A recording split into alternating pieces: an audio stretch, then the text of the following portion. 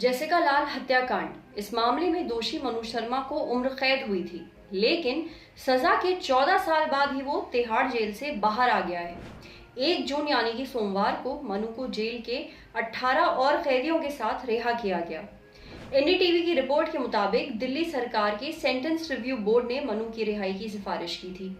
दिल्ली के एलजी अनिल बैजल ने इसे मंजूरी दे दी और मनु को रिहा कर दिया गया। पिछले महीने इस मामले में दिल्ली के होम मिनिस्टर सत्येंद्र जैन ने बोर्ड की मीटिंग ली थी। हालांकि पैरोल पर कुछ महीने से मनु बाहर ही है। कोरोना वायरस के चलते देश की जेलों में रहने वाले कई कैदियों को पैरोल पर जमानत पर छोड़ा गया था। उनमें से एक मनु भी था।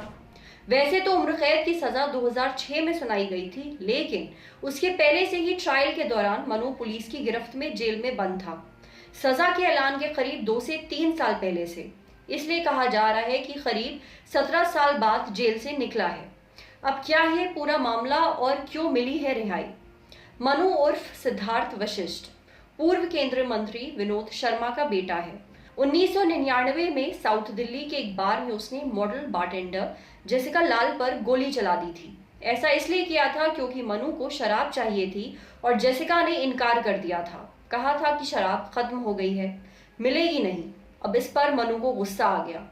इस केस में कई लोग आई विटनेस थे, लेकिन कोर्ट में एक एक करके बहुतों ने मनु को पहचानने से इनकार कर दिया। मनु के अलावा उसके 3 दोस्त अमरदीप सिंह गिल, आलोक खन्ना और विकास यादव भी इस केस में आरोपी थे। साल 2006 में ट्रायल कोर्ट ने सबको बरी कर दिया। इस फैसले पर बवाल हुआ, काफी जोरदार बवाल हुआ।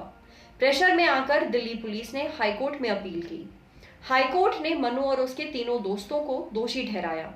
मनु को पूरी जिंदगी जेल में बिताने की सजा दी गई, साथ ही 50,000 रुपए का जुर्माना भी लगाया। वहीं उसके तीनों दोस्तों को 3,000 रुपए के जुर्माने के साथ 4-4 साल की सजा सुनाई गई। मनु ने सुप्रीम कोर्ट में भी अपील की, लेकिन 2010 में सुप्रीम कोर्ट ने भी हाईकोर्ट की सजा को बरकरार रखा।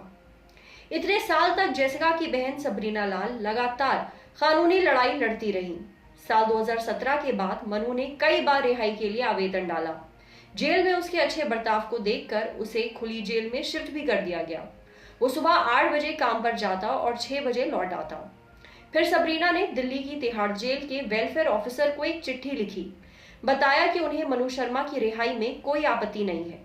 सबरीना ने इस चिट्ठी के बारे में मीडिया को बताते हुए कहा कि मैं ईसाई हूं और माफ करने में यकीन रखती हूँ। मेरी माँ ने मनु को 1999 में ही माफ कर दिया होता अगर उसने खुद माफी मांगी होती। मैंने अपनी बहन और माँ बाप को खो दिया। हमारी जिंदगी में एक वक्त वो भी आता है जब हमें कुछ चीजों को पीछे छोड़ देना होता है। मैं विक्टिम वेलफेयर बोर्ड की ओर से मिलने वाले पैसे भी नहीं लेना चाहती हूँ। इन्हें किसी जरूरतमंद को दे देना चाहिए। नमस्कार, आदाब, मेरा नाम है सरवत। आप देख रहे हैं दी लल्लन टॉप। ये स्टोरी हमारे लिए हमारी साथी लालिमा ने लिखी है। अगर ये वीडियो फेसबुक पे देख रहे हैं तो हमारे फेसबुक पेज को लाइक करिए। यूट्यूब पे देख रहे हैं तो हमारे चैनल को सब्सक्राइब करिए। बेल आइकन पर जरूर क्लिक कर दीजिए ताकि जब भी हम कोई नया वीडियो अपलोड करें तो उसका नोटिफिकेशन आप तक सबसे पहले पहुंचे। Thank you.